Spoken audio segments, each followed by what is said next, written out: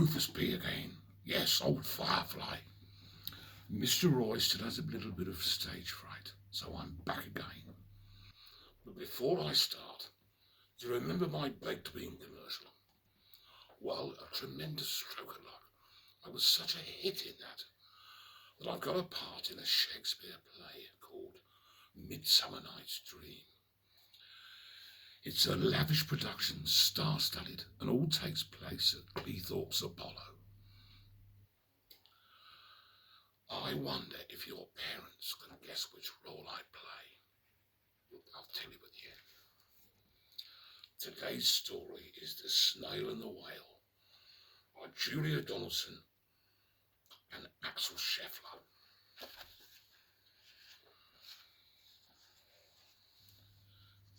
This is the tale of a tiny snail and a great big grey-blue humpback whale. This is a rock as black as soot, and this is a snail with an itchy foot. The sea snail slid all over the rock and gazed at the sea and the ships in the dock. And as she gazed, she sniffed and sighed, "The sea is so deep and the world is wide. How I long to sail," said the tiny snail.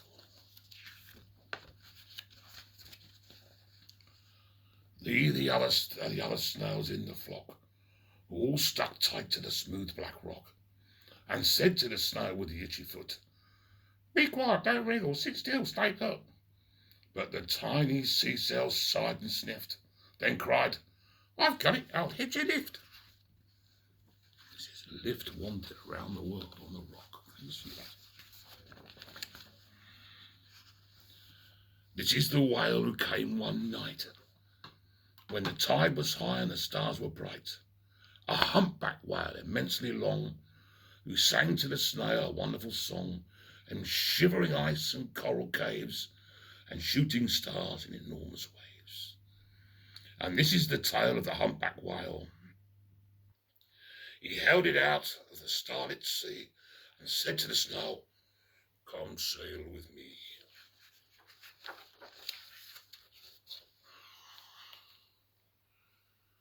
This is the sea so wild and free that carried the whale and the snail in its tail to towering icebergs and far-off lands, with fiery mountains and golden sands. These are the waves that arched and crashed, that foamed and frolicked and sprayed and splashed the tiny snail on the tail of the whale. These are the caves beneath the waves where the stripy fish with feathery fins and sharks with hideous toothy grins swam round the whale and the snail on its tail. This is the sky so vast and high, sometimes sunny and blue and warm, sometimes filled with a thunderstorm, with zigzag lightning flashing and frightening the tiny snail on the tail of the whale.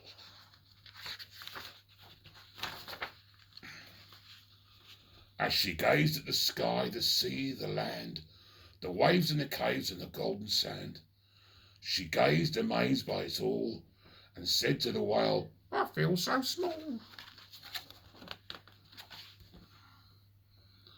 But then came the day the whale lost his way. These are the speedboats running a race, zigging and zooming all over the place, upsetting the whale with their ear-splitting roar, making him swim too close to the shore.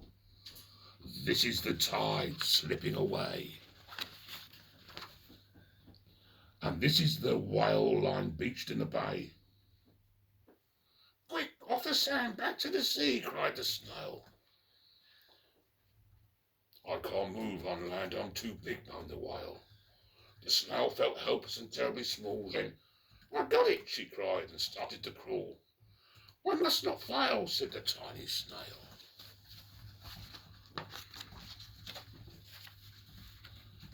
This is the bell on the school in the bay, ringing the children in from their play. This is the teacher holding her chalk, telling the class, "Sit straight, don't talk." This is the board as black as soot, and this is the snail with the itchy foot. A snail, the teacher turns pale. "Look," say the children, "it's leaving a trail." This is the trail of the tiny snail, a silvery trail saying, save the whale. These are the children running from school, fetching the farm and digging a pool, squirting and spraying to keep the whale cool. This is the tide coming into the bay, and these are the villagers shouting hooray as the snail and the whale travel safely away. And the whale and the snail told their wonderful tale of shimmering ice and coral caves and shooting stars in enormous waves, and how the snail, so small and frail, with her looping, curling, silvery tail, saved the life of the humpback whale. Then the humpback whale held out his tail, and on crawled snail after snail after snail. And they sang to the sea as they all set sail on the tail of the great blue humpbacked whale. What a lovely story. Well, did your parents guess the role I'm going to play? Yes, you've got it. Bottom. Oh, the plaudits have come in straight away. My great friend Joe King said that it's a role I'm born to play. And the wonderful actress, Hedda Hare, said she thinks on my bottom will be a great hit. Well, enough from me. I may see you again, but I'm going to be tied up with my bottom for a while. Hopefully Mr. Roy will get over his stage fright. If not, it'll have to be one of the other relatives. Good night.